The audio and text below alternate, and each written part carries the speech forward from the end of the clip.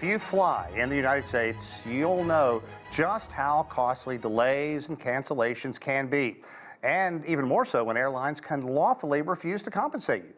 Now, outgoing U.S. President Joe Biden is making a last-ditch attempt at changing that with a proposed regulation that would force airlines to pay out for lengthy delays and cancellations. However, incoming President Donald Trump wants to cut regulation, so everything's up in the air. Okay, this proposal is the latest in a slew of policy moves the Department of Transportation has made targeting the airline industry. It is part of the Biden administration's push to expand protections for travelers. Now, earlier this year, the agency finalized a rule mandating automatic and prompt cash refunds for passengers that went into effect in the fall. The department also finalized a rule on surprise airline junk fees. This rule requires airlines to disclose extra costs, including baggage and change fees, up front.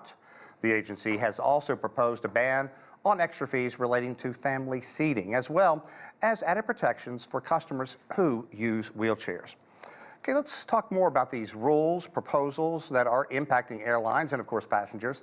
For that, David Kass joins us now for more insight. He is a finance professor at the University of Maryland. David, good to see you again. Oh, thanks for having me. Okay, so how are airlines adapting their customer compensation policies amid increasing scrutiny from regulators and consumer advocacy groups? One would presume that they are doing this kicking and screaming at best. Well, they are certainly going along with the proposals being made, and yes, they are somewhat kicking and screaming and protesting, but the suggestions of giving refunds, rebates to passengers who were delayed 3 hours or more on domestic flights, 6 hours or more in international flights, are being implemented to some extent. They're being required to do so. And there is an international standard in the European Union. I think they are more advanced perhaps than other countries, other regions of the world in consumer protection with respect to airlines, airline industry, and airline flights. And they're setting some standards that could easily be, let's say, followed by other countries. Okay, walk me through some of the biggest customer frustrations, whether it's fees for checked bags, seat selection. I mean, who wants to sit in steerage, but do you really want to pay that much more to move up a bit? And other services that are becoming standard. And I guess the question really becomes, why would airlines consider rolling back these fees? Because, look, it's easy money for them. Yes, it's certainly easy money, and it's sort of somewhat hidden. Of course, the prices that are generally quoted are round-trip airfares without any of these extra benefits included or priced in.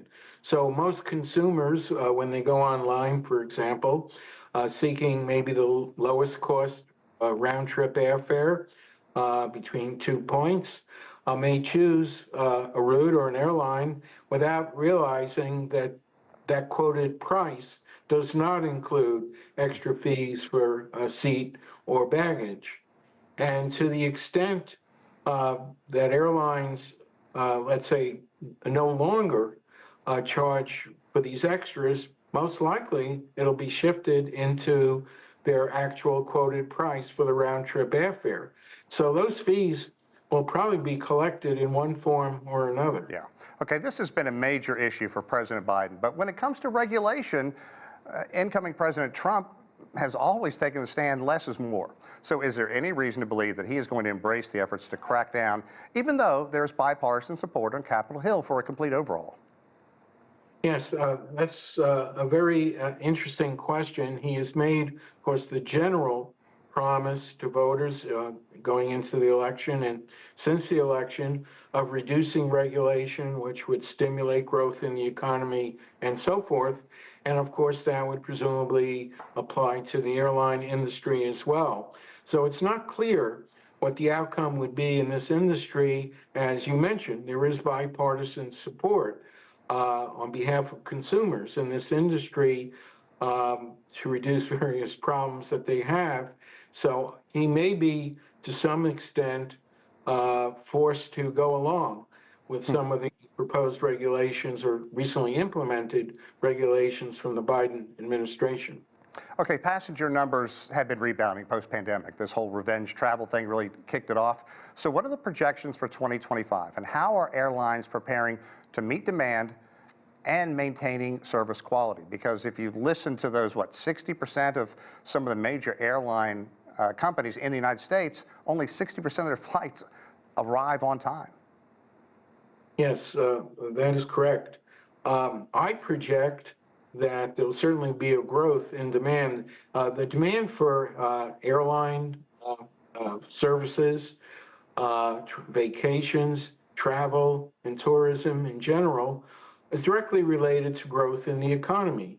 And the U.S. economy, as well as the rest of the world, is projected to have a fairly healthy growth rate in 2025, which is likely to be reflected in increased demand by consumers for additional flights, certainly additional demand on the airline industry.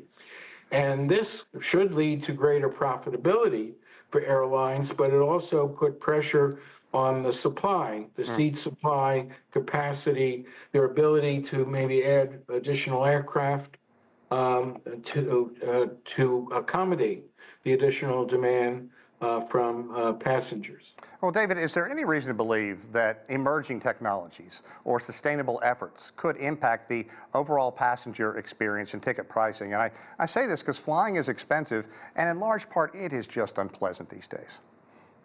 It is, and of course, the airlines are looking into using sustainable aviation fuels, SAFs as they're referred to, and they do have a goal of achieving net zero carbon emission by the year 2050, which of course is 25 years out.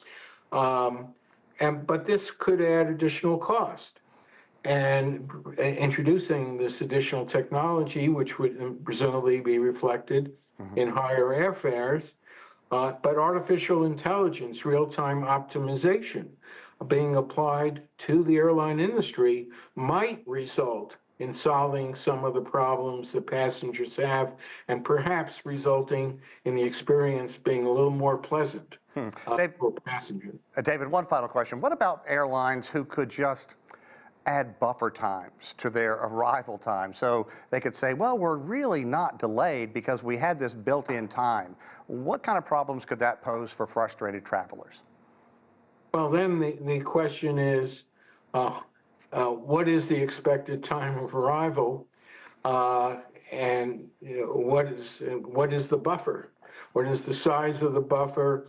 Is this known in advance? If a flight is due in at a certain time at its destination and it arrives 15 minutes late, 30 minutes late, is that acceptable or not? I think passengers need to know in advance of what is acceptable and what's expected. And if only 60% of flights are arriving on time, it's not clear to me that this improves the outcome. It just maybe clouds it up a little bit in determining failure to arrive on time. Okay. David, thank you so much. We certainly appreciate your insight on this. Thank you again. Oh, you're very welcome. Thank you.